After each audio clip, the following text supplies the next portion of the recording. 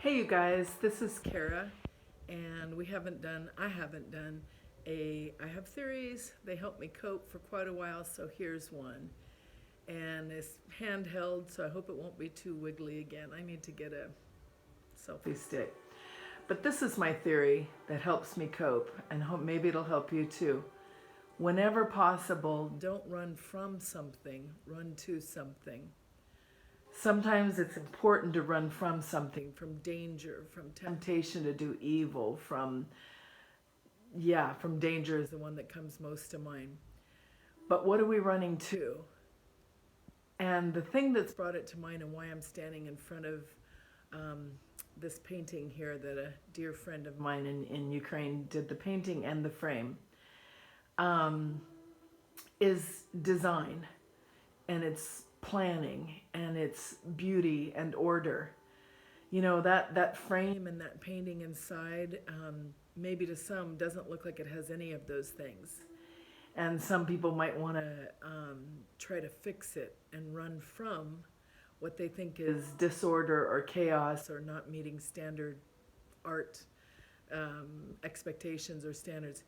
But the painter, the author, the artist rather of that, Genna, hey Genna, he had a special design and he had a special plan and he had a special order of that.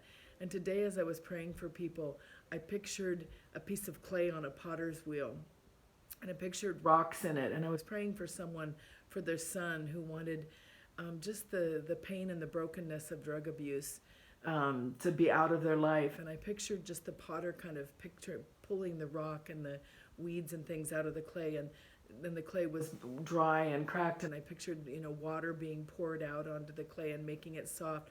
But then I pictured just a pile of wet clay laying on the potter's wheel there, and I realized, that's not the goal. That's not the goal, is to just have a pile of wet clay there. The goal is to make something out of it. And then I pictured the potter molding and making that clay into something, and leaving maybe some rocks in it, and maybe some wheat or sticks in it. And well, maybe you haven't. I'm from Oregon. I've seen pottery like that. And there's a beauty in it. And we don't always see it, but the person designing it did. They had a plan. They weren't just running from clay that wasn't workable. They were running to a design of beauty and of purpose, and they had a goal. And the thing I want to tell you today is God loves you, and he has a plan and a purpose for your life. And he says, lately this verse has really been on my mind, set not our minds on things below, but on things above.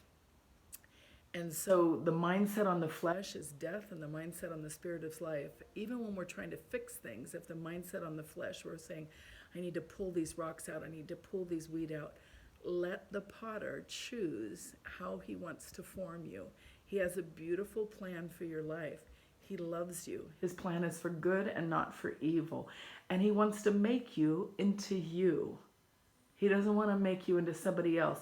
We're jars of clay. We're weak, but we can hold the treasure of the universe, Jesus Christ, when we let him into our lives, when we say, Jesus, take my life, make it into your thing of beauty.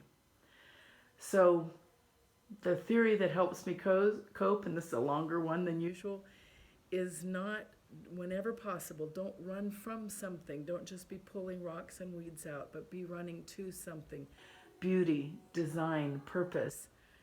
That your creator God, he says that we're his poema, the Greek word that means his work of art.